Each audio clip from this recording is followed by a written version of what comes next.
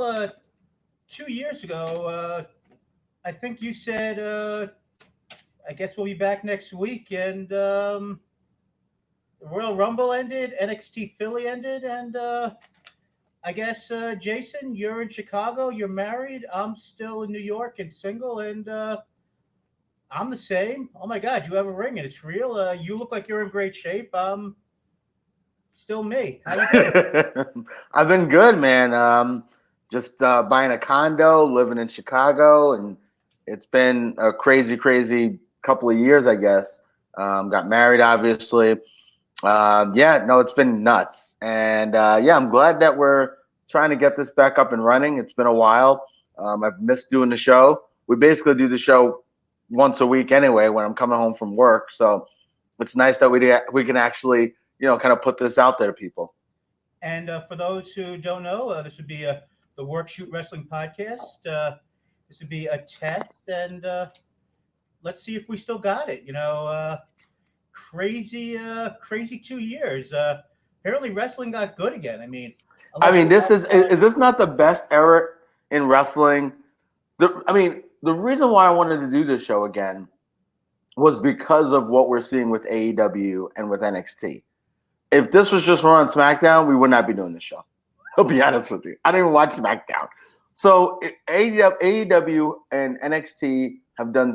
It's been so good and such a good quality product that I felt like we owed it to ourselves and the people who used to listen to us to try to chop it up again and talk wrestling again. And we know that it's gonna take a little while to try to get everybody back who we mysteriously, like I said, we disappeared. We back on the Facebook group, back on Twitter, back trying to find everybody. Work Shoot Pod, the Facebook group. We'll be figuring all that stuff up as we go. But also, I'd like to thank the people, FamDude Network, who were one of the people who decided that thought we should come back. Guys that you don't know, Jackie Podcast, who I'm also part of, Brandon and Jackie Endy, Jackie Rachel, who Jason will get to know over the time, who were one of the main people who suggested that we come back, who heard a couple episodes and were like, Corey, you know what? You're actually good at something, surprisingly enough. Why don't you try to do this? It's kind of made you happy, and, you should do more than just edit occasionally. So, make someone else miserable like you make us. But, Jason, that you do. We have, guys, if you haven't listened to our show, you're new to listening to us, we have a real brother relationship. Corey's one of my best friends. He's the best man at my wedding. And we do treat each other like brothers. We yell at each other. We argue with each other. We can be assholes to each other. But we really love each other in the end. And I think that's what's made this show good over when we did this show years ago. Yeah, we got to 197 episodes. Hopefully we'll get, we won't kill each other for the next 3.5. We'll get to 200. We'll realize, this was a mistake. We'll get to 200. We'll say screw it, and then we'll be done. We'll be like, we made 200. Screw it. It only took over 6 years we did, 197 in a little over 4. And it took like another 3 to get to, 200. Why not? Exactly. So, let's see how it goes. We've got some good wrestling. First thing, to be serious, we should get this off right at the top. Besides the stock market getting killed with the coronavirus, major story going on is New Japan Wrestling has had to cancel basically the next 3 weeks basically of shows. Get this off right. Stop there. New Japan Cup, which last year was one of the big things that I think got me back into New Japan after a little bit of a lull. Besides going to the show at the Garden, which we went to during WrestleMania weekend last year, and also the anniversary show, which would have been Takahashi versus Naito, they're having to cancel shows from March 1st to March 15th. This coronavirus has really, destroyed, it's killed a lot of people. Well, they also canceled school for a month. Geez. Yeah. It's the coronavirus thing is crazy. Talking about canceling the Olympics. I'm supposed to go to Italy. I might not be able to go to Italy. Like this is crazy. What's going on with the coronavirus for sure. Yeah, but it's crazy. Like this, companies might, some of these in the United States, the the house show market is kind of, basically a thing of the past when it comes to the WWE. AEW doesn't have a house show market. NWA is basically, just TV tapings. MLW is, has a little bit of a house show market for what is, and ROH is still kind of a house show. But for Japan, that's what it really is. It's house shows. And if you're canceling all these shows, you some of these smaller, companies could basically, put it bluntly, could die as a result of, not. Well, let's see. Let's see. It's a month. People take breaks for a month. Maybe you do something with the wrestlers where you don't give them as much money. I mean, they could figure something out. I don't think that. Let's not say companies are going to die. If this is a, I mean, it's already an epidemic or a pandemic, whatever they're calling it. If this continues for 6 months, then I think we're talking about serious consequences for Japan. For the world, to be quite honest with you. So we'll see over the next couple of months. But I think, if this lasts like into the spring, into the summer, then we really start talking about, they're talking about canceling the Olympics. I mean, Jesus. So we'll see what happens. But if you're New Japan, what do you do here? Nothing. You cancel the show. You cancel the shows. So, and I know, Corey, you're looking at it from a wrestling standpoint, but I'm a big soccer fan. And in Italy, they have Serie A, their big soccer league. They've canceled they canceled half their games this week. Really? They canceled half their games last week. I think they had 100-something people had it on Sunday, the coronavirus, and I think now 500 people have it in Italy today.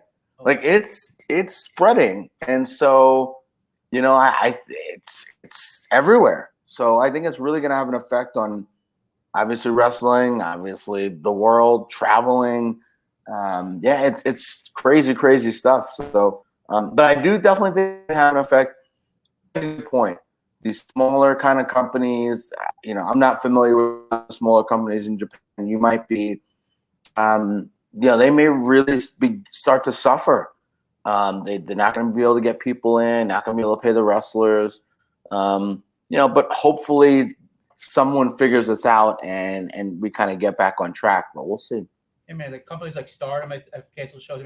The one thing that has been suggested before Stardom has money behind it. So that's true. The companies that have money behind it, I think, I'm not as worried about it. It's those smaller companies that we don't know about that the indie Japanese fans are really into. They could be hurt by this. Right. The one thing that has been suggested is possibly doing, especially with the New Japan Cup, we're trying to keep on track, is maybe doing some empty arena shows, just taping some of these events, and just so to get the tournament going, and like maybe putting some of these events like a New Japan World, just so to help the, just so the process gets going, so they're not totally backed up, and so they can still have the tournament go. And then once, they have a little bit more idea where the coronavirus is at that point, they'll still be able to, as the week go along, still be able to go and have the event be on track.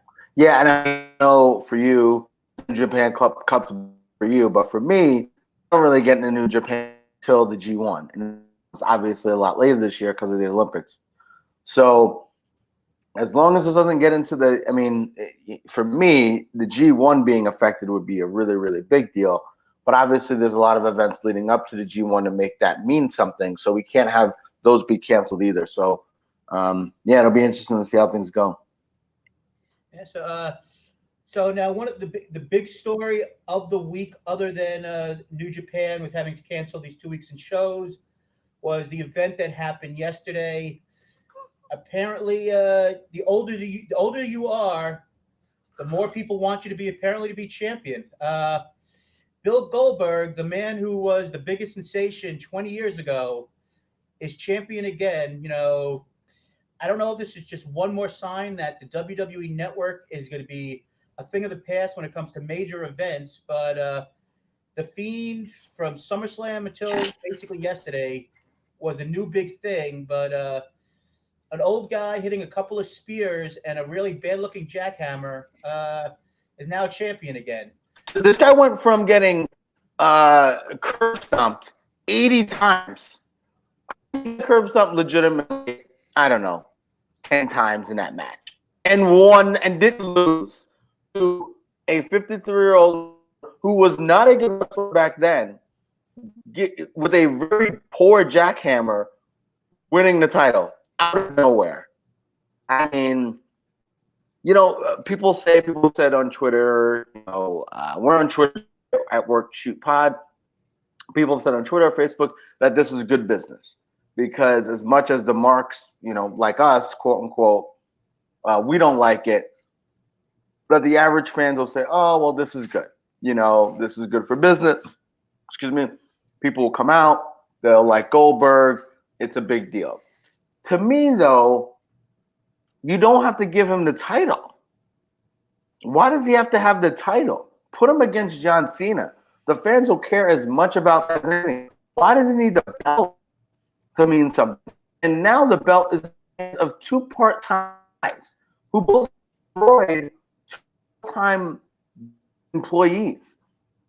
It doesn't make it to me.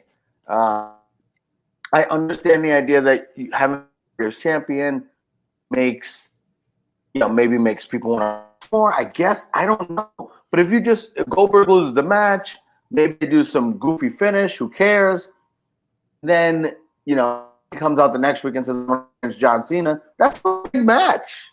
It's still a really, really big match. So to me, this doesn't make sense why they had that happen. Bray Wyatt doesn't need a title. I think that is legit. I don't think he needs a belt. His character's over. His gimmick is over. But Bill Goldberg? Come on. SmackDown's basically unwatchable now anyway. But Jesus. I mean, it's that interesting conversation piece where when WrestleMania comes around, the big stars of yesteryear are the people that Vince McMahon always relies on. The big stars of yesteryear are Undertaker. They hope every year that they get The Rock, who they're not going to get this year. They're going to hope for next year when it's in California. You get John Cena comes back. You get Goldberg. I mean, those are the three big stars that they hope for. Yeah, but they're going to get him back anyway. Why do they need to give him the belt to do that? I mean, I don't disagree with you. I mean, you know what? Let's see. And you know what? Let's be honest here. From what you looked at the ratings last week for SmackDown, they didn't exactly go up. I mean, I don't know what the answer is here. I mean, Vince obviously thinks that Bill Goldberg brings in ratings, right? He obviously thinks that he's a draw. Now, again, we'd have to look at the metrics. Maybe this is Vince in his own head thinking this. Does Bill? I mean, maybe he does. But I don't see Bill Goldberg in 2020 bringing in all these eyeballs. I just don't see it. Maybe that's the mark in me and whatever. But this isn't The Rock when he won the title a couple of years ago, over CM Punk. This is a guy who's like, is he even a celebrity? Like, what is he doing when he's not wrestling other than working out? He's in great shape. God bless him. But I don't know. I just don't see it. I don't see it. I don't get it. Yeah, I mean, he did bring in, I think, quite a few eyeballs. I guess 2 years ago when he wrestled Goldberg. I mean, Lesnar. Lesnar. I mean, that's what happened. And that feud wasn't bad. But thank you. It's over. See you later. Why does he have to keep coming back? I mean, he retired. You know what? I guess the other way you look at it, a guy who the fans, for when he first came back from being cured of coming back from being no longer having leukemia, Roman Reigns the fans were cheering him. Now it looks like slowly, if you listen, fans are once again starting to boo Roman Reigns again.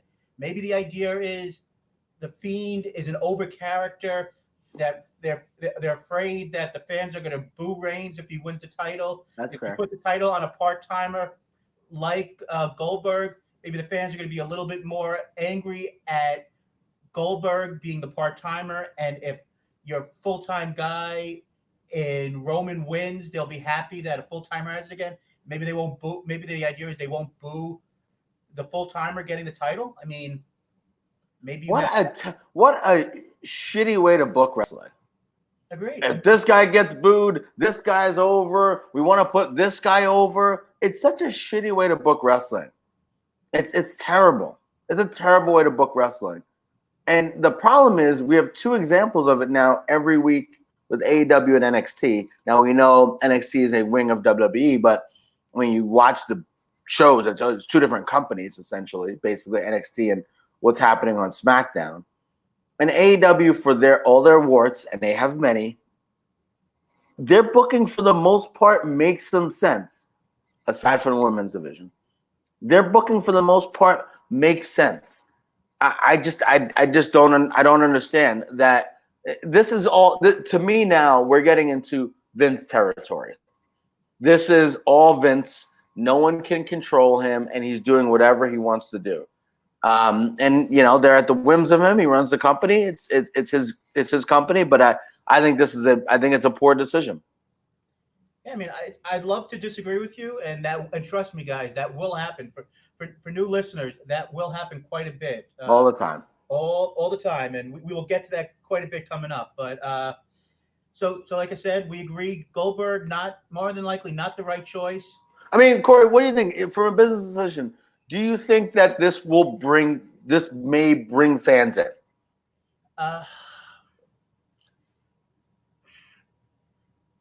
I've been wrong in the past. I didn't think the idea of Goldberg beating, Kevin Owens in, 40 seconds would bring anybody in, 2 years ago. I was wrong then, and it brought people in. So I was wrong then. I mean, Undertaker coming back every year when he looks like he can barely walk, people still care. I mean, I know he's a legacy character. That's a little bit different. They're not giving him a title. I mean, that's the difference. If you want to bring Goldberg in for a one-off every WrestleMania, I don't care. Who cares? It's about, again, what does the title mean? Nothing, apparently, but whatever. Vince Russo, every once in a while, Vince Russo said it was a prop. And it looks like nowadays that's what Vince McMahon sometimes thinks. It's something to, it's a... I think Vince mostly thinks that. Yeah. But right now, WrestleMania is selling well, apparently, but it's not, by no stretch of the form, it's sold out. I mean, we'll see, if the next couple of days with the return of The Undertaker, John Cena, apparently, right now we're taping as SmackDown is on the air. As of right now, as looking on Twitter, Cena hasn't come out yet for whatever he's doing in his big return, which will more than likely will be, to face the Fiend at WrestleMania this year. So we don't know officially if he'll be in the chamber or not, or how they're going to do that. I mean, from what I saw on Twitter, we had a confrontation between Goldberg and Roman Reigns already tonight. So there was some sort of thing where Roman said he wants to be next. So, I mean, we've already, I guess, set up something tonight. Oh, God. I mean, what heat is in, Roman Reigns comes out and says, I want to be next. And Goldberg says, you're next. I mean, neither one of them can talk great. I mean, what kind of match is that going to be? Oh, my God. Oh, boy. Somehow we got, 8 minutes of entertainment between him and Lesnar a couple of years ago. I mean, it's when you just have two guys, two powerhouses just running into each other. Yeah, you got to have them just beat the shit out of each other. That's the only way it could work. Like I said, that match 2 years ago was an entertaining match. And I don't know what happened. And like I said, I don't know if you got a chance to watch the 2-minute highlight of Goldberg winning the title, which, like I said, his 6 spears and his really, really bad-looking jackhammer. Yeah. But, I mean, I don't know if it was one of those things where Goldberg wasn't in great shape yet, and he still has, about 35 days until Mania or whatever. Maybe I'll have a chance to get – I mean, he looks like he's in good shape. Well, no, I think there's a difference between being good physical – he's in much better shape than either one of us. Right. But, you know what I mean? He's got a six-pack. He's jacked. He's in great shape. But there's a difference between that and being in wrestling shape. I mean, and he wasn't Daniel Bryan to begin with. You know what I mean? He had a lot of work to begin with. So it's I think in 35 days, Reigns, we rip Reigns a lot, but we have in the past when we did our show years ago. Mm-hmm. But he's a very solid pro wrestler who I think could get a pretty good match out of Goldberg. If they just beat the shit out of each other for 10 minutes, I think it would be solid. I really do. I really do hope at his age, if he can go 8 to 10 minutes. I mean, I think he can. I think he probably, thinking about what he does with his workout routine, probably does more weights, probably will go to more cardio. if he goes to the Performance Center and does that stuff, I think he'll be okay. I think he'll be able to get a passable match out of him. I'm worried more about the build-up to this. Like, what's the build-up going to be? They're just going to yell at each other, and he's going to call him the big dog, and he's going to say, I'm going to spear. I just don't see a lot of really, really good stories to tell with the two of them. But, maybe I'm wrong. Hey, like I said, we will see. I mean, WrestleMania usually sells itself, and when push comes to shove, I don't see this being the main event. I think by the end, it will be Lesnar versus Drew McIntyre, and it definitely won't be Ricochet in the main event. I don't know if you got a chance to see. I think that was about a minute of time where Ricochet. It's time to go either heel or figure out a way to fake an injury and get to AEW or another company. No, they want. I think they want him to be successful, but he's just he needs to not talk. Maybe he just seems like a cornball. You know what he needs? He needs a mouthpiece. He needs MVP. He needs someone like an MVP. He needs you don't even have to be a heel, but he is this. He should be not a heel version, a face version of what MVP was back when MVP came as like that superior athlete who could do all these amazing things with a little bit of swag. Yeah, I agree. But sometimes it takes these guys a little bit of time. Like I think about Mysterio. Mysterio's been wrestling for 30 years, and only in the last couple of years have his promos been awesome. He's gotten a lot better. And maybe Ricochet just needs time to figure out what he needs to be. I do think he needs to put himself over as like a big-time athlete in a way that's not arrogant. And I think he can do that. But I don't think he needs a mouthpiece to do that.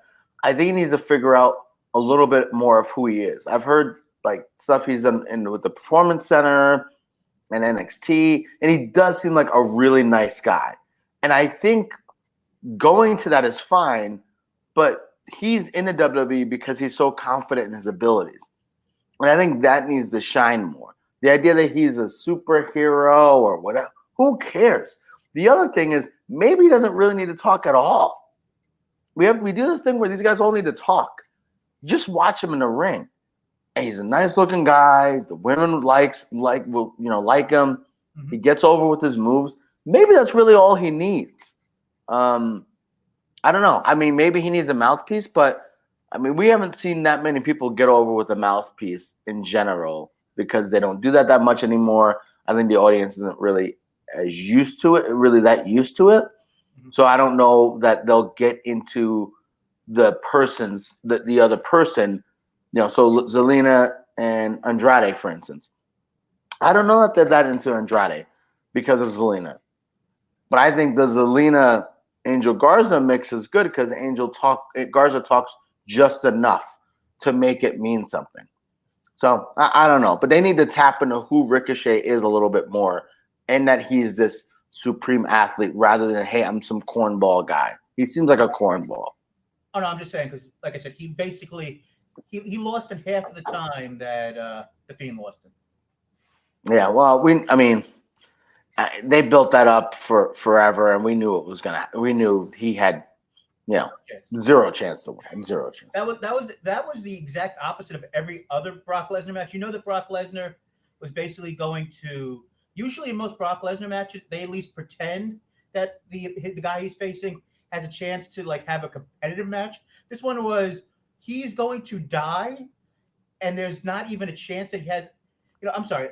He basically. Every commentator, even the lead up, was like, he doesn't actually even have a chance. I usually never watch any of these Saudi shows just out of pure principle of the way that these all come about and McMahon taking their money and everything else. But for some reason, I was just doing stuff around the house and had doctor's appointments and everything I had to do that day. And I'm watching the pre-show. I had things on the background, the pre-show, and even all the commentators. The way they built this up was. No one even gave him a chance. Usually, you have like the babyface announcer, or the what's the goofball who does Sam Roberts? That one? No. Pat McAfee.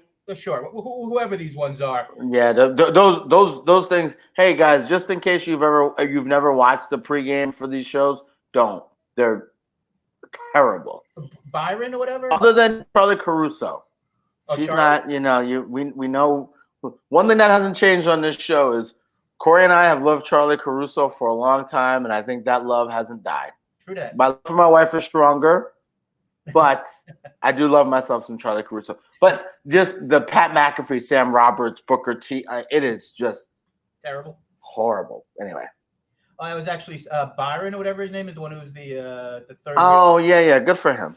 Good for him. Well, he was actually doing the part of the broadcast team, and you know he always supports all the baby faces, undyingly. He was even like, yeah, he's got no chance, and he literally went and lost in like 40 seconds. It was just like so sad. I'm like, yeah, all right, maybe it's time for Ricochet to go away for like maybe 2 or 3 weeks. And that's a question though. Like, what do you do with him now?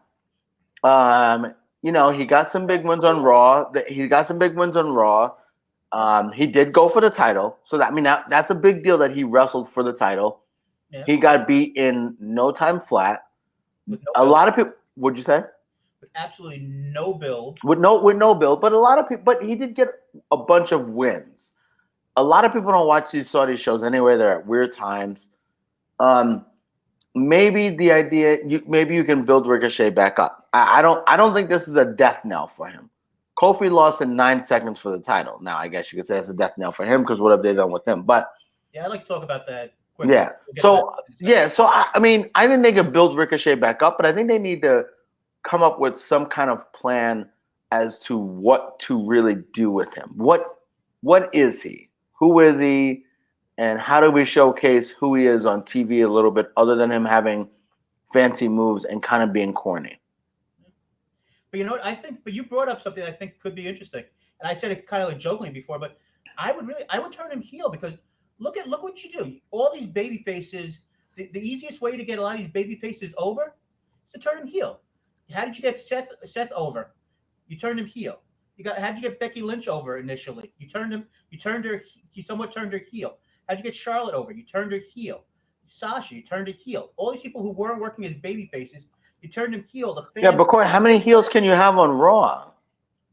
You don't have to keep them heel forever, but at least they got an edge, and the fans start to care about them, and they didn't think of them as jokes and as basically as just cannon fodder. I mean, think about it. How did a guy like Drew McIntyre, who's now going for the title, and who I don't know if people truly believe is a top baby face. But people started to respect Drew McIntyre because he was a badass heel, and he was a badass. And now he's a baby face, maybe out of necessity, but he's a badass, and people respect him. Yeah, I don't completely disagree. I think the thing though is there's a lot of heels on Raw. What would separate him as a heel? You have the OC, you have Garza and Andrade.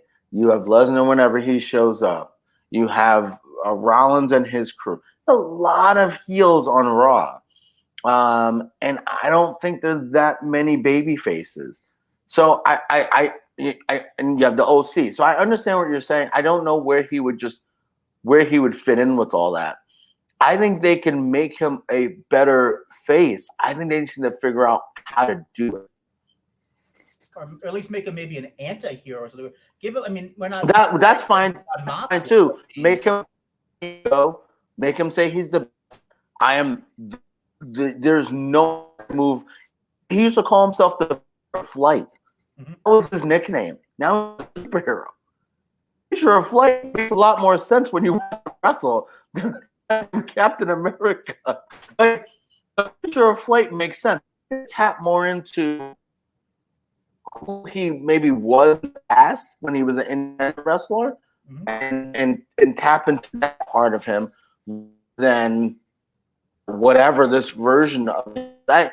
And that's the WWE saying do like with Finn Balor, the extraordinary man who does extraordinary things. Like I don't know what that is, but I think they need to. And they didn't do a great job of that NXT either. He was kind of the same guy in NXT as well. And maybe he just doesn't have that charisma. Maybe he just doesn't have he's obviously one of the best athletes I think to ever step into a wrestling ring, but maybe he doesn't have the other parts of it. You know who he is? He's their new Evan Bourne. Basically, what he is. I think as an athlete, I think he's I think he's I think he's on another planet. But I'm just saying, he does all the flippy shit, and they don't know what to do with him. But I'm gonna actually put a lot of the blame on him. I think a lot of the blame is on him. I think there's something that he's kind of lacking, to be honest with you, and maybe we'll see it and it'll come out of him. And maybe you're right. Maybe they need to turn him heel. Maybe they need to put him on SmackDown. I don't know, but they something needs to happen with him because I think his character. Because what's the difference between him and Humberto Carrillo? They're both good-looking guys who can fly in a ring, who can't really talk. Two things. Two things I would say. One, we haven't seen Ricochet for the last 3 years on TV, so we're not we're not tired of him, and we haven't seen him every single week. Two, I think that he's got charisma. He has a charisma that he's new. He's a fresh coat of paint. I mean, I think that's the major difference. He's a fresh, and you know what? He's something. He has something. Carrillo? Oh, you said Carrillo. I thought you said his cousin. I'm sorry. Oh no, Angel Garza. That he's listen. He's awesome. JR called Sammy Guevara the next Eddie Guerrero, and those comparisons are kind of weird. Garza, if he figures his character out, yeah. Angel Garza, if they do him right, he's the next Eddie Guerrero. He is. He has everything. He has everything. He's amazing in the ring. He has a ton of charisma. He just needs to figure out his, is he a heel? Is he a face? Like what he is? But he has everything. But I'm saying between him and Humberto Carrillo, they're pretty much the same guy. Yeah. Both very good athletes, both very fun in the ring, both good-looking guys, both can't talk. Yeah, but Ricochet at least feels like he has a pulse. The other one just has dimples. I couldn't care less if Carrillo just left my screen and never came back. All right, fair enough. But quickly, not that it really. What we'll talk about mostly in future weeks. Congratulations to John Morrison and The Miz on winning the SmackDown Tag Team Championships. We'll see how that goes as we enter into WrestleMania. Fortunately, once again, Kofi loses another title. Maybe this time he'll actually care about losing a title this time. I'd love to talk. I'd love to talk to you about the 9-second loss after holding it for basically a half a year. I don't know if you want to get into that quickly. We'll just talk about it real quick because that's something that you and I. In our 2-year absence. Yeah, that was one of the things that we really yelled about and talked a lot about. Cultural significance. COVID, yeah. Like to get your, I think people like. Yeah, he's the first, whatever you want to say, full-blooded African American world champion, and he was really, people really, really liked him, and I think at first his reign was like, okay, he's got the title, whatever, who cares? But he did a really good job, and he really got better, and he did a good job as a champion. Like as a African American man myself, like I'm proud to have watched this guy as a champion, having watched wrestling for years and never seen a black champion except for Ron Simmons, WCW. Mark Henry. And Mark Henry had the world title, his bullshit title. But and The Rock too, but I didn't identify with The Rock, really as much. So I'm really proud of Kofi Kingston. I think you saw it too. They had like a couple of WWE 24/7 specials with Kofi. And they talked to African American fans, and they were like, "Man, it was really great to see this guy hold the title." Him losing the title in 9 seconds was an absolute atrocity, just so they could put over Cain Velasquez, who can't wrestle yet. I don't understand it. I think clearly SmackDown is a Vince show, and so he's going to do whatever he wants on his show, like we talked about with Goldberg. I think the problem that I have with Kofi losing in 9 seconds, and I know, guys, we won't get into this long because it's something that happened a long time ago. My issue with him losing so quickly is, where's the fire in it? He's not mad. The next week he was like throwing pancakes again. If Tom Brady lost the Super Bowl, he wouldn't be the next year. I was happy to be there. He'd be pissed. Michael Jordan, if he lost in the finals, the next year he'd come out and want to murder people. He wouldn't be, I'm just happy to be here. If we're trying to look at the WWE as close to, pro athletes as possible, we can't have guys losing and then just be fine with it. It doesn't make any. If anything, he loses in 9 seconds, fine. I don't like it, but it is what it is. But the idea that he could lose in 9 seconds and then be okay, to me, is just ridiculous. Yeah, I mean, that's the thing that bothered me more than anything else. I can't relate on the idea of the cultural significance of Kofi winning and the pride and everything on that aspect. But the idea of you lose the title in 9 seconds, and as far as I can tell, I mean, I watch SmackDown pretty much every week. I read a lot of stuff that goes online. I've never listened to the New Day podcast. Maybe they brought it up on their podcast, but as far as I can tell, maybe they mentioned it once in passing on when they were on commentary.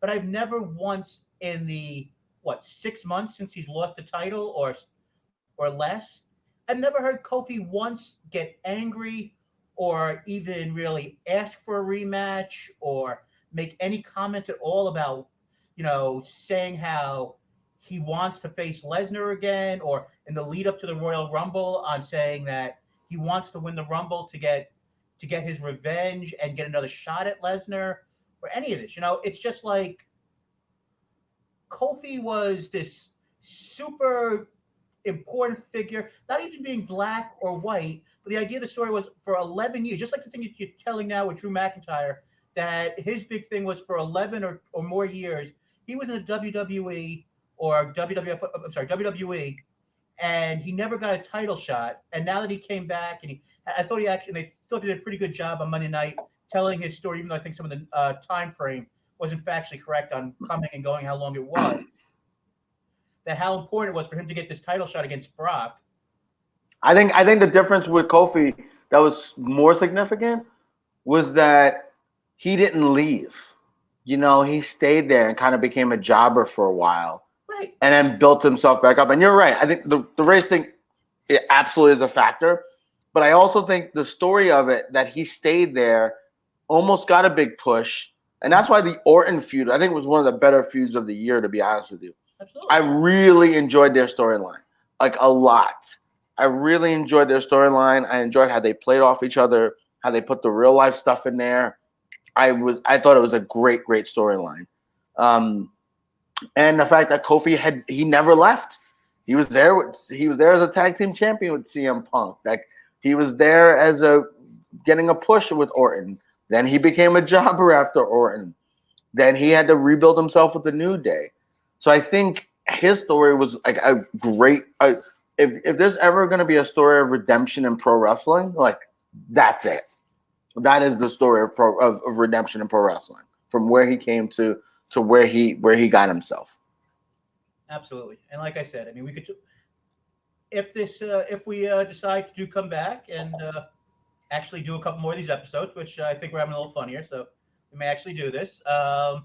I really like to get more into Kofi as we go along, as WrestleMania comes about, and get more into race when it comes to professional wrestling, and with Bianca Belair and a lot of things that are going on. I really was interested on your take as things, now that we're a video podcast, people actually see your wonderful dancing there. Get some more into, as we get into NXT Tampa, what's going to happen with that. But let's quickly, before we do an AEW Revolution, thoughts on that. NXT from this past week, I think we'll both agree AEW was at least I hope we agree. AEW was the better show this week, and it should have been. It's been the better show the last couple of weeks. Right, but other than that women's match, so long. Good God. But I was thinking about this.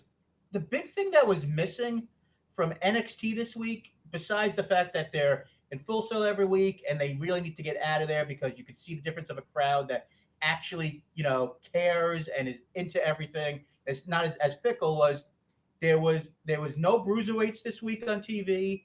There was basically 12 seconds or a minute and a half or whatever of Undisputed Era. There was no your U.S. equivalent champion. North American. I'm sorry. There was no Keith Lee. A majority of your big stars weren't there. You had Charlotte, you had Bianca Belair, and you had Donovan Dijak. Were there? I didn't think about this when I was watching initially, but your big guys, yes, you had Ciampa and Gargano, and you had Finn Balor there for a moment or two. But, your big stars were kind of missing, I think. I don't know if you felt that. Yeah. I think it hasn't been a hot show. NXT has a real formula on how they do their shows. And I think their formula works. I think it's one of the best formulas that I've watched on TV. And I've been watching NXT, maybe not since the beginning, but since they were on a WWE network, I don't know that I've missed more than, 10 shows total. Over the last 6 years. I watch every show. And sometimes I don't watch every minute of every show. And sometimes I'll binge and watch like 5 shows in a row. That's what I used to do. Since they came to NXT, it was a really hot show with the Survivor Series. It really was. It was a hot show. Mm-hmm. And I think they're kind of still finding their way. They're trying to put Bronson Reed in there. They're trying to put Jordan Devlin in there, who I really like Jordan Devlin. But they're trying to fit different guys in there. They're trying to have, the women. It's still a developmental brand, right? So it's still anymore. So it not anymore, but they're still trying to develop people. They're still having, the Xia Li she's still needs work. So they're like they're like kind of in the middle where they're a developmental brand at the same time that they're competing, quote unquote, against AEW. It's just like, I love NXT. I absolutely love NXT. But watching NXT, and I think it's a better show for the most part. It has been than AEW. But I think watching NXT sometimes does feel a little indie-ish. Whereas AEW feels a little bit. I don't know. I think there's a reason why AEW has been winning in the ratings all this time. Now, again, they're not killing them in the ratings, but they're winning pretty consistently. I think AEW feels like it feels like more of an event. And I think if AEW cleans up some of their stuff and continues to be more consistent, it's going to be hard for NXT. They just don't have – I just think their show feels a little indie sometimes, which isn't a bad thing, but can be a bad thing when it comes to ratings. NXT was down 10% this week. AEW was down 3% this week. And this was actually the first time that AEW won across the board in all categories. It was actually the first time that AEW won in the mythical 50 plus audience. They did. Okay. Well, we'll be there. We'll be there in a few years. But here's the thing. I think they had a big show. This was a big show this week. Mm-hmm. And they started off really hot with maybe the best match on television that we've had this year. I mean, almost definitely the best TV match we've had this year. Non-pay-per-view, non-takeover. And then they finished it off with a super hot angle. So they started off hot, they finished it off hot. I mean, it was a really, really well choreographed show, except for the women's match. You mean Donovan Dijak versus the man in the hat wasn't going to get you off of the minute match? No. Nope. It was a good match. It was fine. But next to next to Kenny Omega and Pac. Come on, those are two of the 20 best wrestlers in the world. You know what I mean? Okay. So yeah, it was going to be tough no matter what. So I don't know. I think it was interesting, but I think AEW has definitely had a quality show lately. We can get more into that. But yeah, I think NXT left a lot to be desired this week. A lot to be desired. Are you super thrilled that we're going to get? Hey, if you like Cody versus Wardlow in a cage match, NXT is going to double your pleasure. We're not going to have one cage match next week. We're going to have two. We're going to have Tegan Nox versus Dakota Kai, and also Velveteen Dream versus Roderick Strong. 2 cage matches next week. So if you like cage matches, we're going to deliver quite a few of them. Yeah, I mean that'll be the interesting thing. How do those ratings come in? They've done a really, really good job with the Tegan Nox, Dakota Kai feud. Yeah, they brought in a heavy for Dakota Kai, which I really like. Raquel. Yeah. And that table spot though, when Tegan Nox hit the table and didn't go through it, Jesus Christ! Unless she had a concussion. But no, I've enjoyed that feud a lot. It's been a great build, and the same thing with Velveteen Dream and Roderick Strong. So if they don't win in sorry to interrupt, if they don't win in the rate, if they don't get close to them in the ratings, that's not going to be a great sign. Can you answer me one thing though on that, and we'll get off this right away? But is Velveteen Dream a babyface or a heel? Because he really seems like a heel in this feud. He's basically trying to steal this guy's wife. I think Velveteen Dream is a real. He never says thank you, fans. I love all you fans. I'm a hero to you. He's kind of I'm great. I'm the dream. I'm amazing. But he doesn't heel out on the fans. So I think he's absolutely a babyface. But he can say, hey, they tried to end my career, so I'm going to try to take your wife. You know what I mean? Like, you tried to end my career and break my back and permanently disable me. So, I mean, it makes sense. You know what I mean? There's some reasoning behind him being so angry, and the fans clearly don't care. They're all about it. So I'm sure we'll see Marina Shafir at some point during this cage match. Because what does she have going on? She's there. Yeah, it is funny. She went from being, supposedly a wrestler. I mean, she never actually, she had like 2 matches. She went from being a wrestler to just being a wife again, Yeah, I mean, they haven't. I think they're trying to figure out what to do with the 2 of them now. They showed some potential. I think they do have potential, but maybe they're trying to figure it out because I think you cannot bring them up to the main roster. They're absolutely not ready. Right. So they're honing their craft, and we'll see how they do. But I'm sure we'll see Marina Shafir at some point. But it's interesting how public they've made her as a figure. She's been put over more in the last couple of weeks than she has in forever since she's been in the WWE. And like I said, and as we move on, we'll get into future weeks. We'll get into Finn Balor versus Walter, which should be really good coming down the pike. They're doing. I mean, hopefully at some point we'll no longer see Ciampa versus Gargano, because at some point they'll have to face other people. Maybe we'll find out who Cole will face at Tampa. This and many other questions we'll figure out as time goes on. But let's get into a little AEW and the pay-per-view, and we'll call it a day most likely. But so AEW, since the last time we spoke, there's this little company called All Elite Wrestling. I don't know if you've heard of it. I went to Chicago, where you live. We saw a show together. Seems like a fun time. Thoughts? Seems like it's pretty good. Yeah, I think, man. I don't where next week. where do we even begin? I think AEW has had a lot of ups, some downs. I think for a new company, I think that the women's division has been a lot of downs. Sure. I think most of the men's stuff has been mostly up, and they've kind of tried to figure some stuff out. Some stuff has gotten over, I think, even more than they thought. Hashtag Orange Cassidy. I mean, I don't think anyone expected this. I didn't. I think Jericho has been, The you MVP know, wrestler. he's so over. They're singing his song as he walks down the aisle.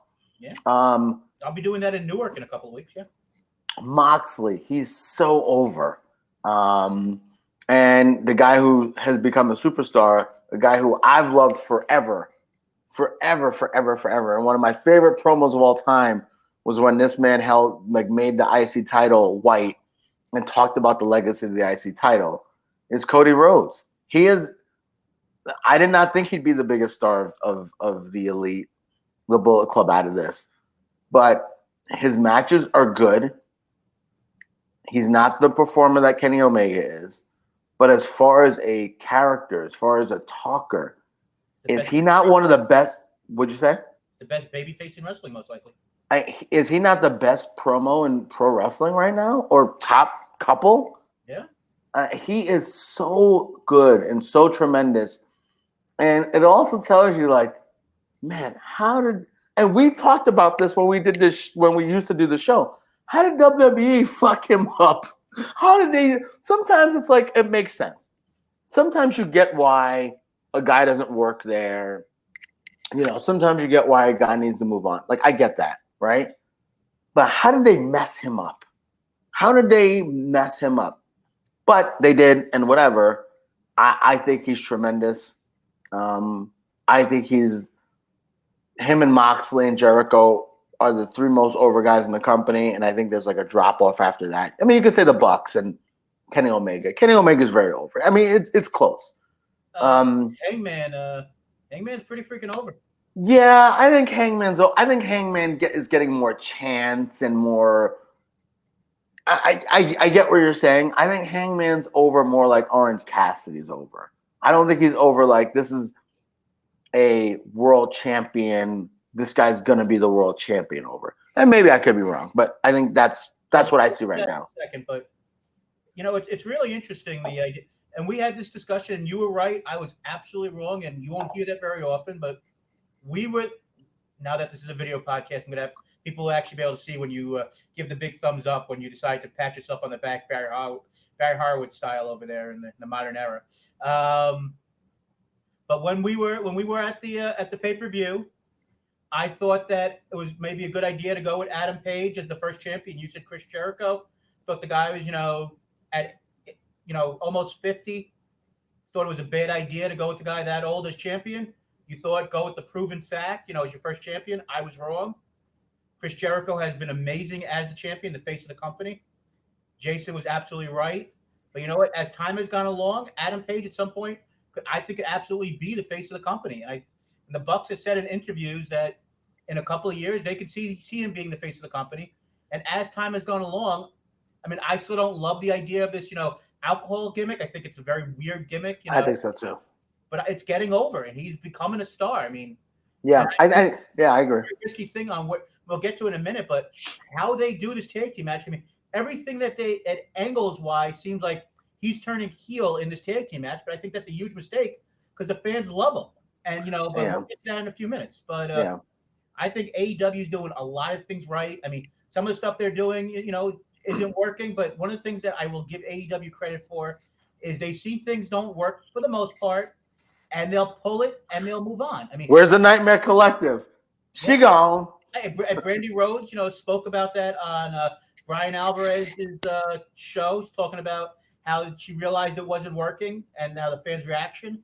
And one of the things that they're doing is if things don't work, they'll pull something and they'll move on and see what's best, and they'll work with it. So I mean, and this is the thing that AEW, which a lot of people thought wasn't, may not work, is let these characters actually have say in their own characters.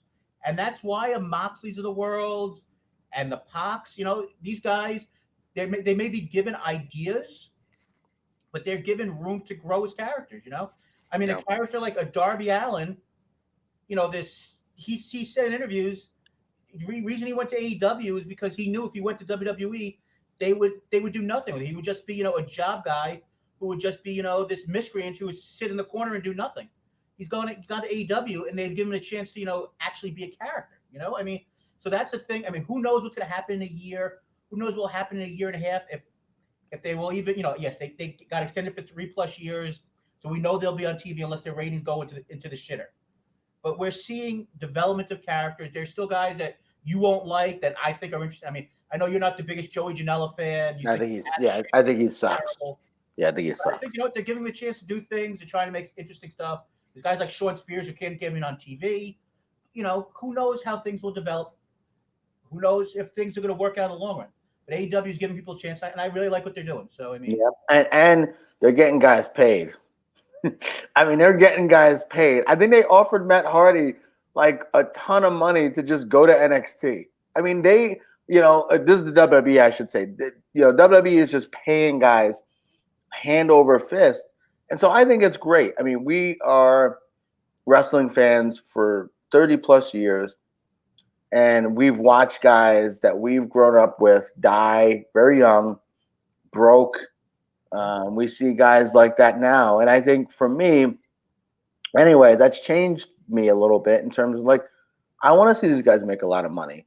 I watch these guys bust their ass now and have surgeries and have neck surgeries and have leg surgeries and die young. So it's great that there's another vehicle for them to make money. So that's great. And I also think like AEW has a chance to really be successful. I really do, Corey. I think they have a chance to really hit it. They're doing pretty well in the ratings now. They got extended.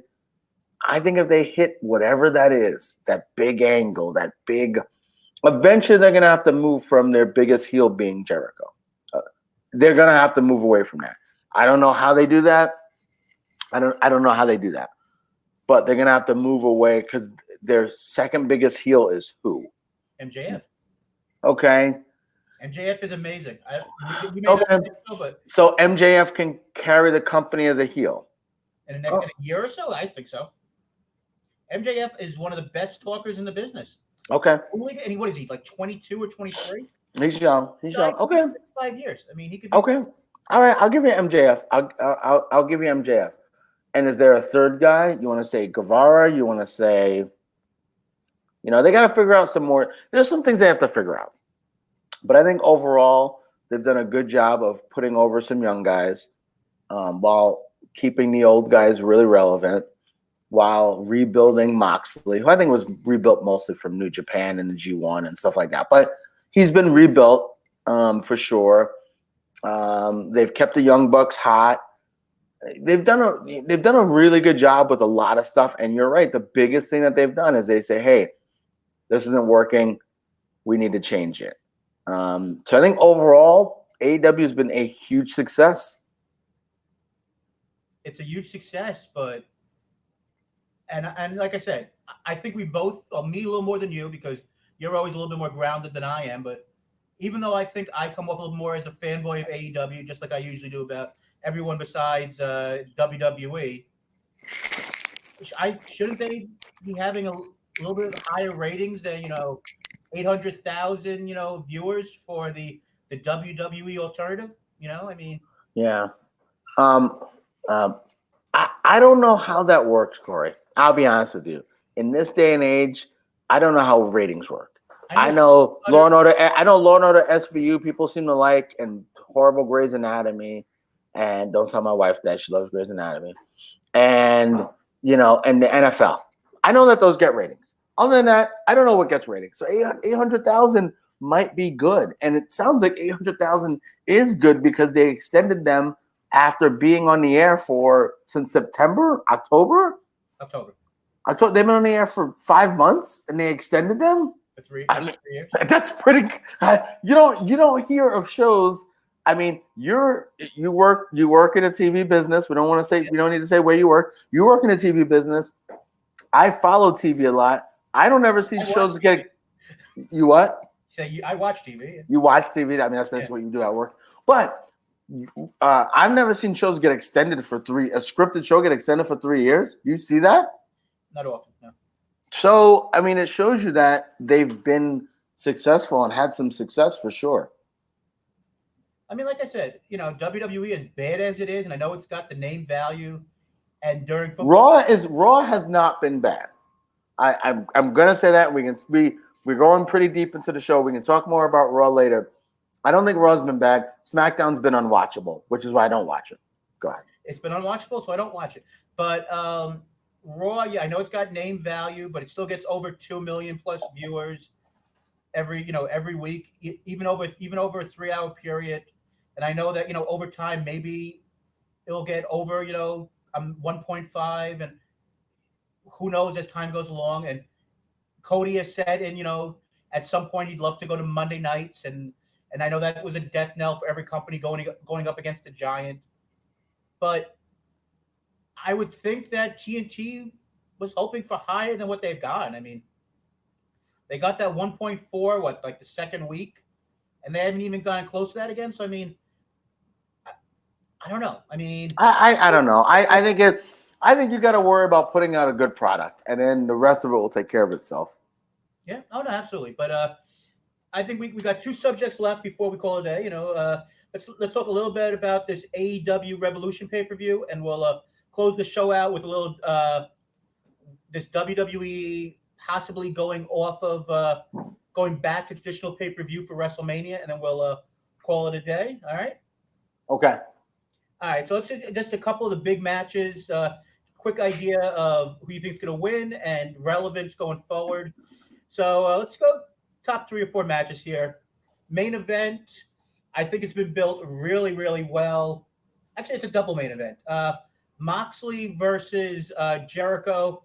Everything hints towards Moxley winning the title. Do you think it's time for a title change? Do you think that they? Yeah, I think they've built up Moxley so strong. I think he wins the title. Do you think he should win a title, or do you think it's, or do you think? I think it's hard on these pay-per-views. You're paying $60 to do a screwy finish. I think a screwy finish would make the most sense.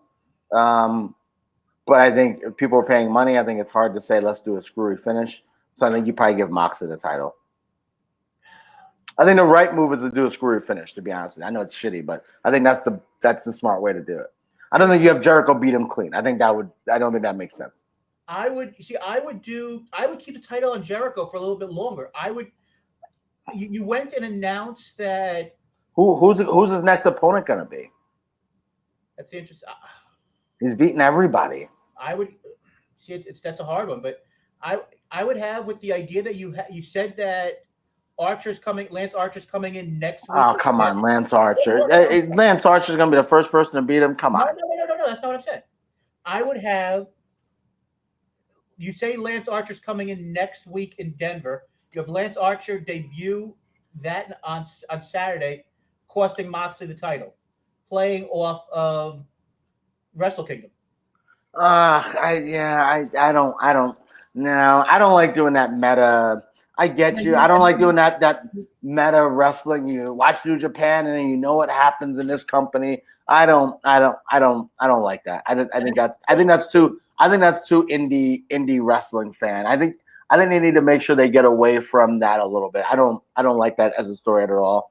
And they might do that. I just don't like it. How many, is Lance Archer going to be in the Inner Circle now? And then this guy's going to be, I don't like it. No, I'm not saying that. I mean, you just push, and you could have a TV feud with Archer, and then you have Moxley win the title at the next show, at the next pay-per-view.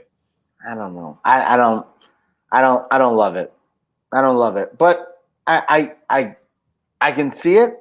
But I don't. They keep saying they hate New Japan. New Japan's a terrible company. They hate them, and now they're gonna do stuff based off New Japan. To me, it doesn't make sense. I don't think that's the right way to book, but maybe that's what they do. I mean, hey, if you want, I do think Moxley's the guy to take the title off him, but I don't know. Absolutely, Jericho's so good with the title. I don't know. Part of me is enjoying Jericho with the title so much that I know it's the right decision to take the title off him. I just don't want to see him lose. I mean, you know what Jericho reminds me of? Honestly, he reminds me of Ric Flair having the title. Yeah. He reminds me of this guy who's eminently beatable, who everybody should beat. He's good in the ring. He's not amazing. He's going against people who are probably better than him. Back in the day with Ric Flair going against Barry Windham and Kerry Von Erich, who did beat him, but who was bigger, and Lex Luger, who was bigger, and these guys who should have beat him, and he always figured out a way. I think Jericho's kind of become this kind of modern day Ric Flair. So if you have him win, it's fine. I just don't know how you do it while stopping Moxley's momentum. You know what I mean? Like I think you can't stop his momentum. If you have Jericho retain, that's fine, but you can't stop his momentum. I'm not sure how they do that. All right. Well, so you're going with Moxley. Yeah. I'm gonna go with Jericho, but I fully think Moxley's gonna win, but I'm gonna go with Jericho. All right. Cody and MJF, which I think might be the best feud in wrestling right now. Yeah, Cody for sure. I have no doubt Cody will win. So we're going with the happy ending. All right. Yeah, he literally whipped him with the belt 10 times. I mean, I think Cody's definitely going to win. But I could be wrong. But that's my pick. And this feud is just over, and we move on, or does this continue? You think? I mean, and then what? And Cody just moves on to the next big.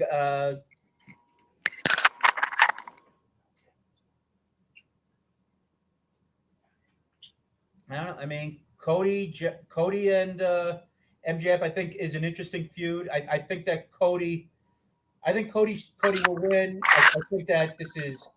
I think this can go very. I think you're right. But I don't think it's over though. I think this could continue after this. You know, I mean, because I think they can continue on after this feud's over, unless you're bringing in like a Lance Archer to face Cody right after this, because you just like face another big guy. Because I think if Cody's not going for the title, I think Cody's just going to be going up against these like bigger and bigger monsters.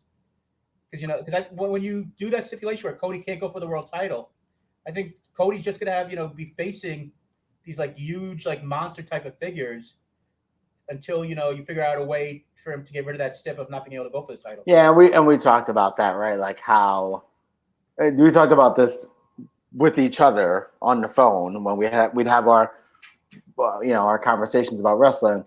How 400 already, just not on the air. Yeah, how we thought the stipulation was like didn't make any sense. Not challenging for the world title. Yeah, he's gonna have to go against these monsters and hey, look at that. Wardlow actually wasn't bad. Yeah.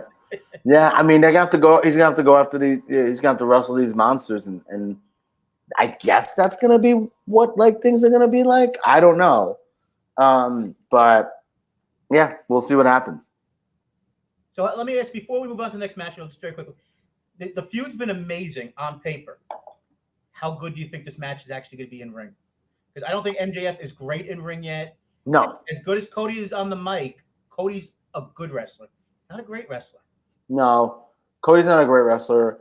I think Cody sometimes needs to be, and people were saying that the match with him and Dustin Rhodes was the match of the year. I think it's ridiculous, but in my opinion.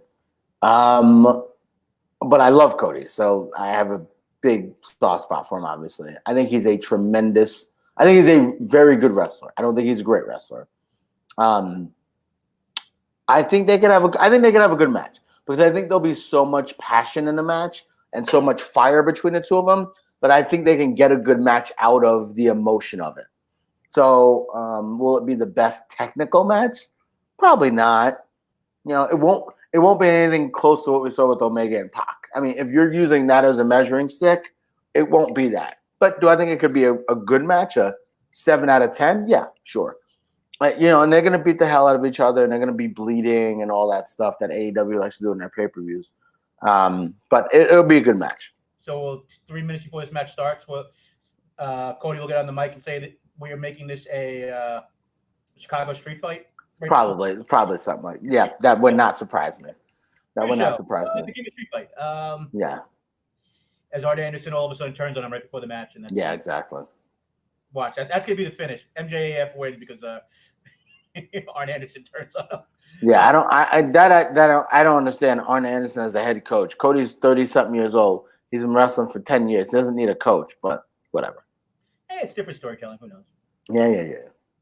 All right, and the last part of our triple main event, I guess, which I just want to get your. I loved that promo that package that they did with the Bucks. And I don't know if you saw it or not, but the Bucks and Kenny and Hangman. Oh, that interview? Yeah. Oh, I thought it was true. I thought it was one of the best things I've seen.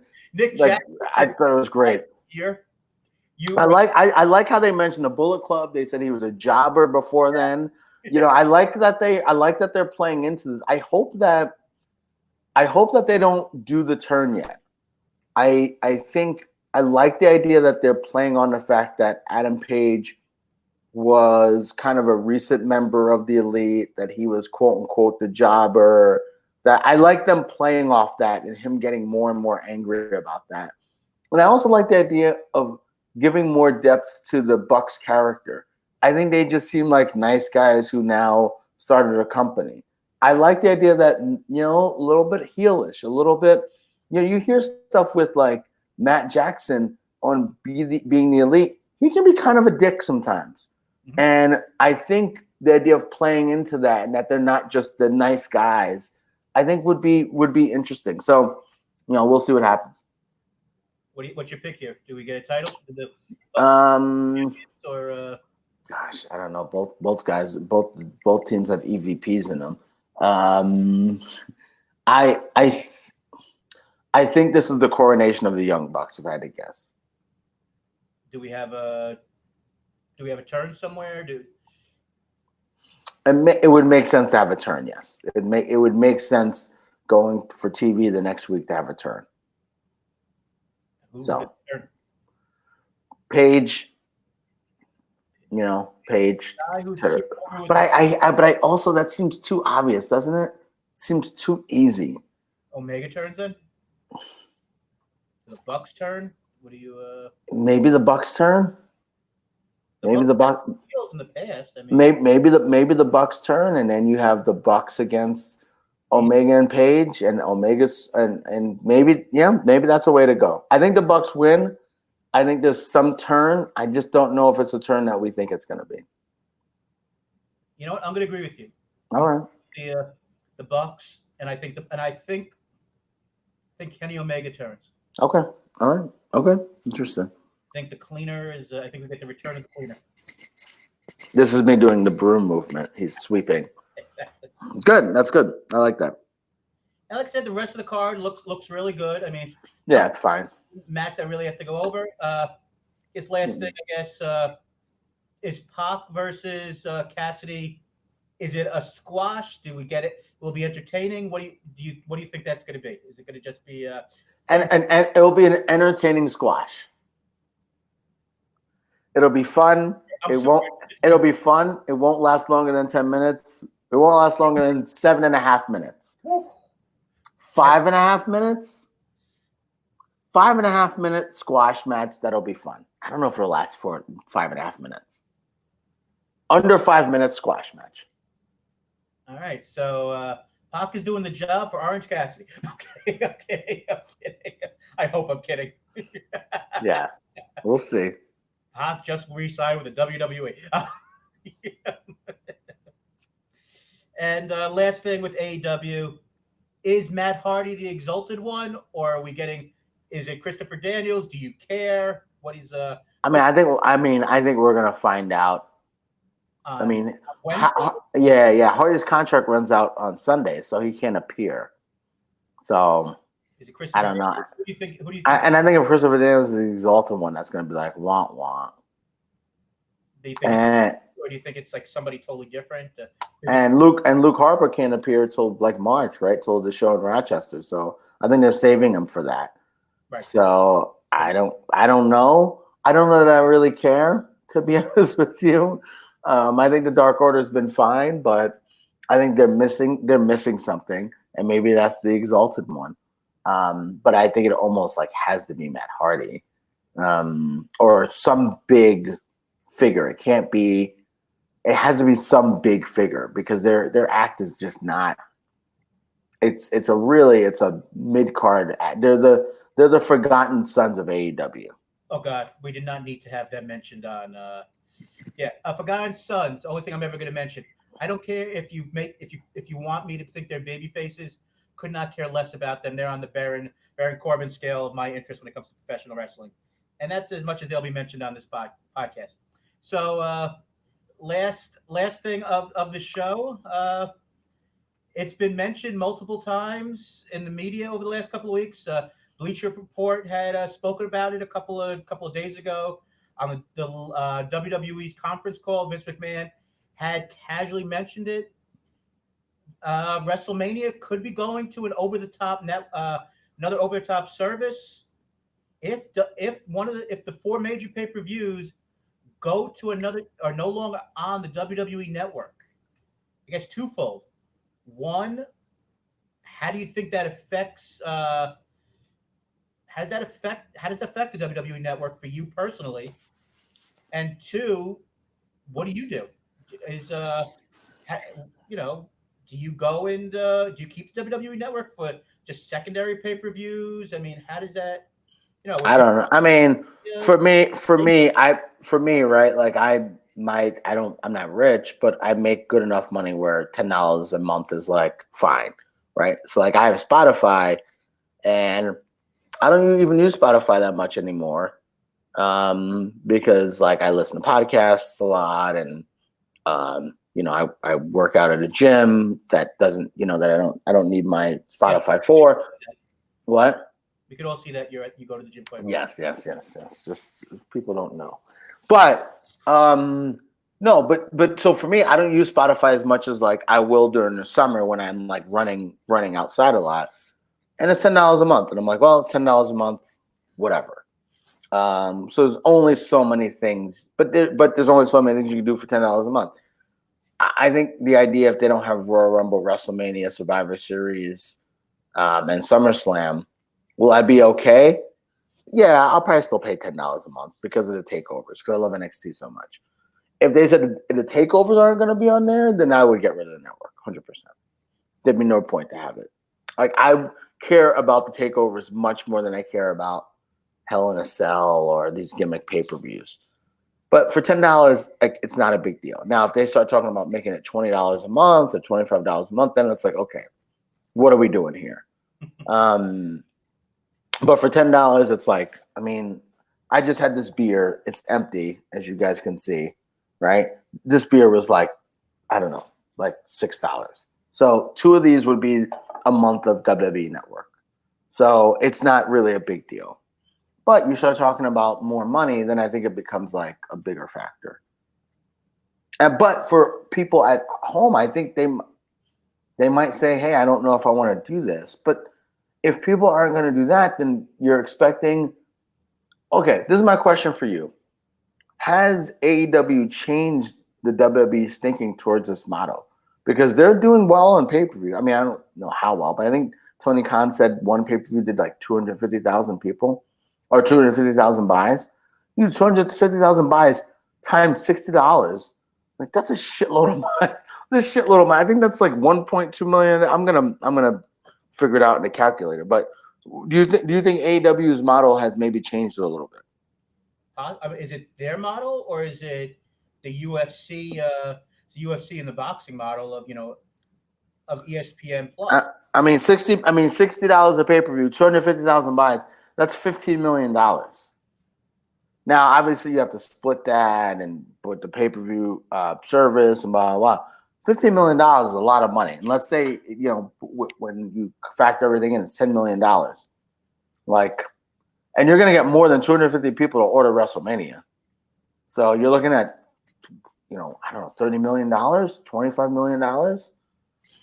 Now, you could say they get $10 million every month for the WWE network if there's 1 million people. So, and that's 100 million or 120 million for the year. I don't know. I don't know. But there's something that's missing where they're thinking about it. I don't think it's UFC. UFC's been on pay-per-view forever. I think it's that pro wrestling is selling. I mean, UFC's been on there forever. So like, I don't know, but you could say that that's a model because, they'll have shows on ESPN Plus for free or whatever. If you pay for ESPN Plus, like you pay for the network, but then the big shows you have to pay for. I don't know. It's interesting. The question is, are you going to pay the $60? Now, there's a local bar that has tremendous, tremendous beer. It's called the Beer Temple. I'll put it over. And they show pay-per-views. They show AEW sometimes, whatever. Like, that's where I'm going to go to watch my shows. I am absolutely not paying $60 to watch WrestleMania at home. What are you going to do? If that's the case. Now, if that's the case. I think the WrestleMania is going to be on the network this year, right? And then after that, they're going to... We don't know. And apparently, Goldberg, just to change 1 second, Goldberg versus Roman Reigns official for WrestleMania already. Oh, Jesus Christ. So I guess the Elimination Chamber doesn't matter now. I don't know what that's for. Maybe it's for the NXT title. I don't know what the Elimination Chamber is for now. I mean, that's interesting. I guess Roman Reigns would say, "I want to face you," and I guess that's how things are going nowadays. What a mess!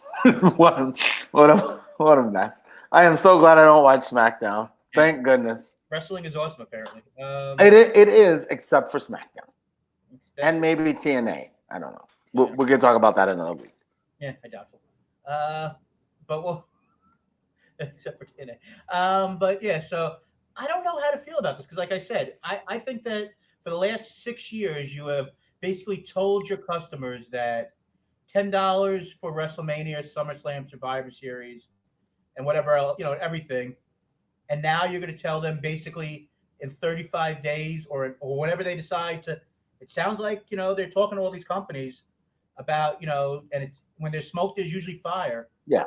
In less than 30 days, you're going to tell all these people who, most people think wrestling fans are these low-income fans, and not all of them, not all of them, but a lot of them are, these fans that nobody, even though wrestling gets all these great ratings a lot of times, they don't really matter. That all of a sudden you're gonna go from paying $10 to $70 for WrestleMania. Yeah. So I mean, they've done studies, right? And this is not us saying this. We're both wrestling fans for years and years and years. Way longer. Well, yeah. Marketing, the marketing and stuff like that. The reason why some of the marketing campaigns are, they're not marketing Lexus cars on a WWE network like they would, or on Raw like they would for a Major League Baseball game, because they say that wrestling fans have done marketing research and they say that they're a little bit lower socioeconomic than baseball fans or whatever, which are generally higher socioeconomic class. Okay. So whatever, that's whatever.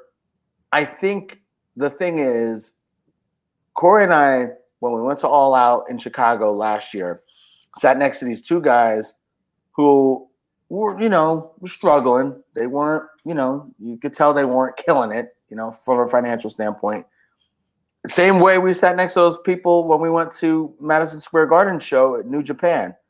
I'm putting over the shows we've seen, but whatever. Both of those sets of fans that we saw were both like really nice guys. They both saved up their money and got themselves together to get to this show because they were like, we're spending money to go to this show because this show means a lot to us. And we see this with WrestleMania, right? Where people are spending like their entire vacation for the year, the money they'd spend on vacation to go to WrestleMania. We saw that when we were in New York. So like, I don't know. Will they get people to spend $60 a month on 4 pay-per-views? Probably. Because people will say, hey, there's a reason why our country is in credit card debt so much and whatever. People will spend what they don't have for something that they enjoy. I gamble, right? Like, I probably shouldn't as much as I do, but I do. So I think people will spend money on things that they enjoy. So I think they'll still be fine. I think they'll be fine. I do think they better tell people pretty fucking soon. No, they better get people ready for this. Because, we remember this from the network. Right after the Royal Rumble, Corey, they'd be like, oh, get the network because of WrestleMania. Get the network. I haven't seen any of that. Yeah, we don't see, we see 1 month free, but we don't really see a $9.99 that often anymore, do we? No, See that no. Oh, and as we're going to be getting off in a moment, this is from PW Insider, Mike Johnson. This is the recap of John Cena versus Bray Wyatt was set up for WrestleMania 36 during the final segment of Friday Night SmackDown. The segment featured Cena announcing that he would not be part of WrestleMania and that WWE's biggest show of the year would go on without him due to his respect for the fact that the talent fights all year for a match at the show, admitting that he could come out and ask for anything and it would happen. Cena instead said that tonight in Boston would be his final appearance for some time and that he didn't know when he would return. As Cena was heading to the back, he stopped to salute the audience and then the lights went out. Oh God! Oh my God! Wyatt appeared behind Cena. Oh my God! Oh boy, God! You know what I'm not doing? I'm not spending $60 to watch this stuff. Hold on. Not. And No. Wyatt pointed to the WrestleMania sign. Cena acknowledged and accepted the challenge as SmackDown went off the air. I mean, this is Vince McMahon booking 101. All right, we gotta go. We gotta go. We gotta go. But This is our to the biggest show of the year. we gotta go. This is a terrible way to go off for our 198th show. But I definitely want to thank everyone for listening. Corey, I know you do the sign off, but I want to thank everyone for listening who does listen to this. Our ones and ones of people who listen to this. No, we'll see. But this is our first run going back on it again. And if we put this out, we'll put this out and we'll see what happens, But right, so this is I guess this is episode 198. yes, absolutely. Oh, okay, I thought this was a test episode, but I guess we're actually gonna go. I mean, whatever. We did it, so we can call it 198. We'll see if it gets out there. So Twitter, At Work Shoot Pod. I don't know what our Facebook is. I haven't gone on our Facebook page in forever. I need to start doing that again now that we have a show again. But yeah, At Work Shoot Pod for Twitter. And yeah, we'll start putting all of our stuff out there. I'll try to live tweet a little bit and get Corey on the Twitter machine. But yeah, we're excited to do a show again, and we hope you guys interact with us. Send us messages, whatever. But yeah, we're excited to do the show again for sure. I'm at Paladin808, and we will try maybe the next couple of weeks to set up an Instagram or some other stuff on the social medias. We'll figure that out. Tranquilo. Let's figure out what we got now before we start going other stuff. I'm just trying to get us in the year 2020. Yeah. But, well, no, we need to do TikTok. You know what TikTok is? Yeah. Yeah, 6-second videos or something. Yeah. That's what all my students do. I'm a school guidance counselor, by the way, for you guys who don't know. My students do TikTok. I don't know shit about it, but they do it. It's weird. But once again, thank you everybody for joining us. Check out You Don't Know Jackie, our other podcast on the FAMDU network. We will continue to bring you great programming, and check us out hopefully regularly on Thursdays and Wednesdays for, like I said, You Don't Know Jackie podcast. Thank you for joining us, and countdown to WrestleMania. Enjoy AEW Revolution this weekend. See ya.